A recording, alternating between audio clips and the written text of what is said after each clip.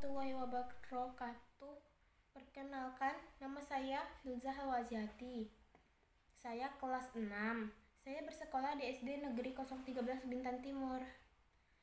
Hari ini saya akan menceritakan tentang kisah Putri Pandan Berduri. Pada zaman dahulu kala, di Pulau Bintan yang terletak di Kepulauan Riau, tinggallah sekelompok suku laut yang mempunyai pimpinan bernama Batin Lagoy. Ia adalah seorang laki-laki yang sangat santun dan senantiasa memimpin dengan adil. Pada suatu hari, Batin Lagoy sedang berjalan di pinggir pantai. Tidak jauh dari posisinya, ia mendengar tangisan bayi. Mengapa ada suara tangisan bayi di tempat seperti ini? Saya harus segera mencari dari mana suara bayi itu berasal. Batin Lagoy terus mencari dari mana suara bayi itu berasal. Ia sangat memerhatikan sekali setiap sudut pantai yang ia lewati. Ketika ia berjalan mendekati semak-semak, suara bayi itu semakin terdengar jelas. Dan ia terkejut mendapati sosok bayi perempuan cantik di balik semak-semak tersebut.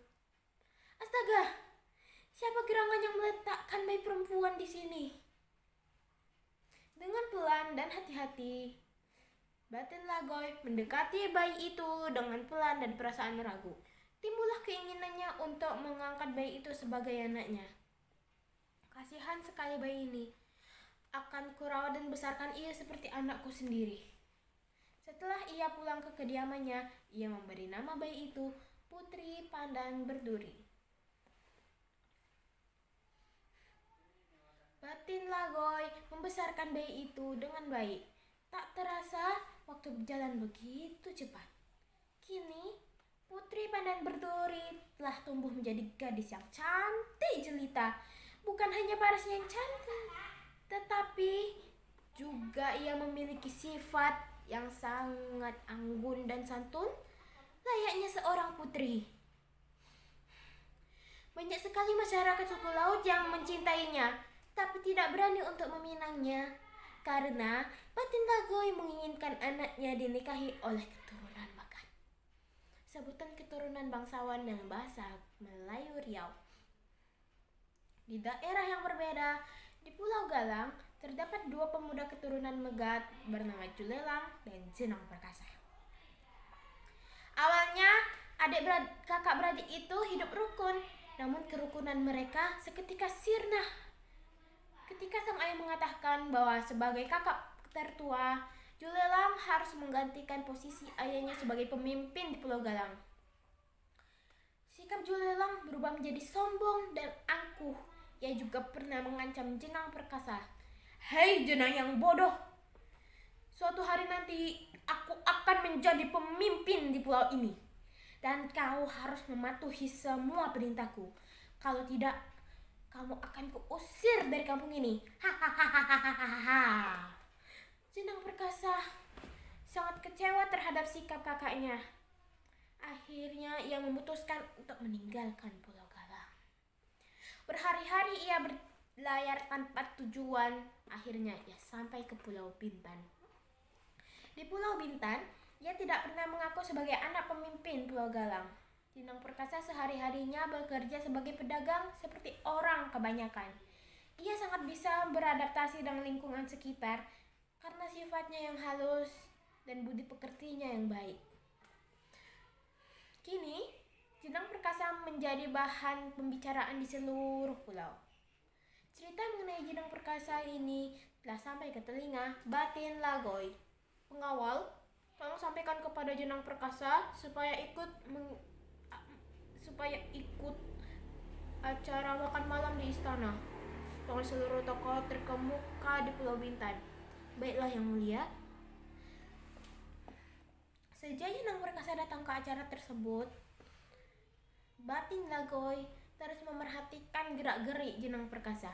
Mulai dari cara ia bersikap sampai cara ia makan pun diamati oleh Batin Lagoy secara diam-diam. Sungguh baik hati sekali pemuda ini. Mungkin ia cocok untuk menjadi pendamping putriku nanti. Batin Lagoy akhirnya menghampiri Jenang Perkasa untuk mengajaknya berbincang-bincang. "Wahai anak muda, Sudah lama sekali aku mendengar tentang kehalusan budi pekertimu ini. Terima kasih Yang Mulia. Saya mempunyai niatan untuk menikahkan putriku dengan engkau. Alangkah senangnya kau menerima tawaranku ini. Batin Lagoi menawarkan tawaran tersebut kepada Jenong Perkasa. Jenong Perkasa terkejut dengan tawaran tersebut. Begini Yang Mulia, saya ingin menikah dengan Putri Pandan Berduri. Tetapi asalkan Putri Pandan Berduri juga ingin menikah dengan saya. Karena saya tidak mau ada perasaan terpaksa yang dirasakan oleh Putri Pandan Berduri ketika menikah dengan saya. Baiklah, akan saya tanyakan dulu kepadanya. Tapi saya yakin ia akan mau menikah dengan engkau karena engkau mempunyai hati yang tulus. Saya sangat berterima kasih kepada Yang Mulia karena telah mempercayai saya untuk menjadi pendamping Putri Pandan Berduri. Batin Lagoi menceritakan semua mengenai Jenong Perkasa kepada Putri Pandan Berduri. Putri pun setuju untuk dinikahkan dengan Jenong Perkasa. Wah, benarkah ya? Saya tidak sabar lagi untuk dinikahkan dengan Jenong Perkasa. Sejak saat itu, seluruh pengawal di tempat Batin Lagoi mempersiapkan pernikahan Jenong Perkasa dengan Putri Pandan Berduri. Kediaman Batin Lagoi dihias dengan bunga-bunga dan hiasan lainnya. Keesokan harinya adalah hari pernikahan Putri Pandan Berduri dengan Jenong Perkasa. Pesta besar digelar. Seluruh rakyat Pulau Bintan diundang ke acara pernikahan mereka. Batin Lagoi merasa sudah semakin tua yang memutuskan untuk mengangkat sang menantu. Saya sudah semakin tua. Saya menyerahkan kepemimpinan pulau ini kepadamu, Jenong Perkasa. Terima kasih Yang Mulia. Karena kebaikan hatinya, kini Jenong Perkasa menjadi pemimpin suku laut sekaligus pemimpin Pulau Bintan yang sangat disegani sekaligus dicintai oleh rakyatnya. Tamat.